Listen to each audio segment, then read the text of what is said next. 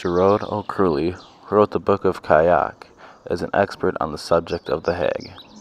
He is a native of Ireland who studied at the University of Cork for his undergrad and got his graduate degree in Irish folklore at the University of Pennsylvania. According to the University of Notre Dame, he is the senior folklorist in Ireland.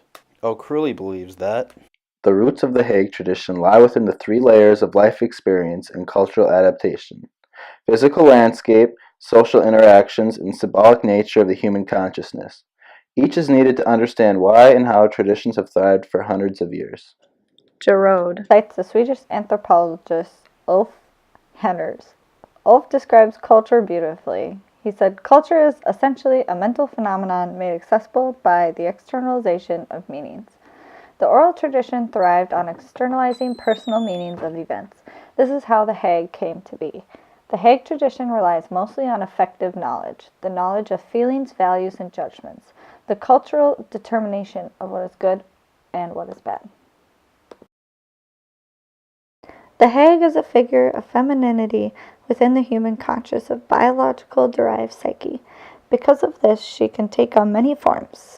The otherworld female, the Kalyak, is the land shaper in seraphic female form. She is created by the personification of the human mind. She would be present during large cultural developments, actively shaping the land of the living. To quote Gerard, Kayak, the supernatural female elder, are to be found attached to natural features of the physical landscape: mountains, lakes, rivers, tumuli, caves whose shape she has molded and whose locations she has fixed. Dukas.ie is a website dedicated to the digitizing of the National Folklore Collection of Ireland.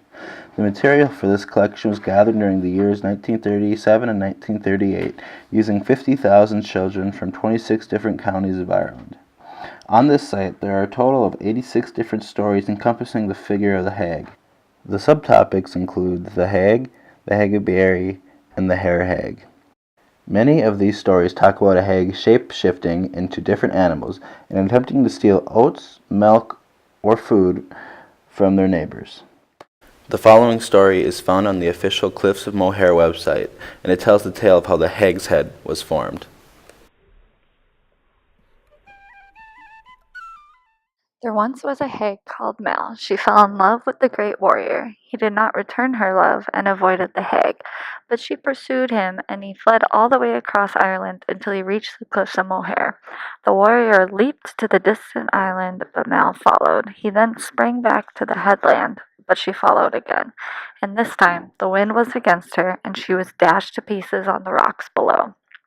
To this day, it is said that Mal Bay is named after her. The rock, known as Hag's Head, is seen to resemble the profile of a woman looking out to sea.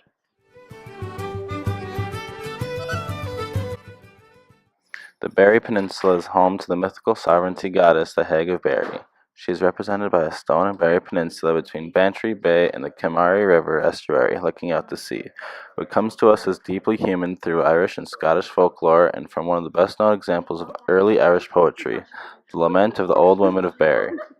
The poem was written in the 9th or 10th century by an unknown author who Christianized this previously pagan goddess under the banner Kayak.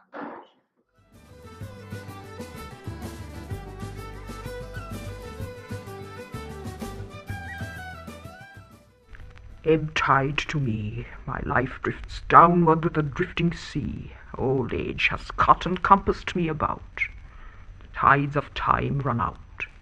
The hag of Bear, 'tis thus I hear the young girls jeer and mock. Yet I, who in these cast-off clouts appear, once donned a queenly smock. Ye love but self, ye churls. Today ye worship pelf. But in the days I lived, we sought for men. We loved our lovers then.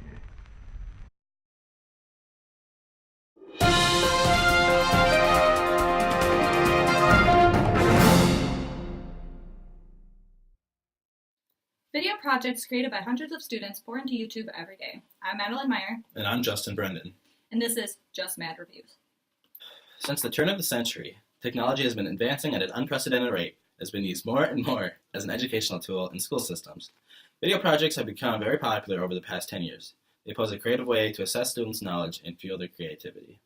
Students from around the globe are more tech-savvy than ever, and teachers are loving it. Professor Meyer has assigned students of Irish folklore a video project on the topic of their choosing. This video project not only allows the students to be creative and administrate information, but allows peers to learn more from a video in comparison to a speech. It allows our professor to assess the understanding that each student has on a topic, rather than their ability to regurgitate information onto a test.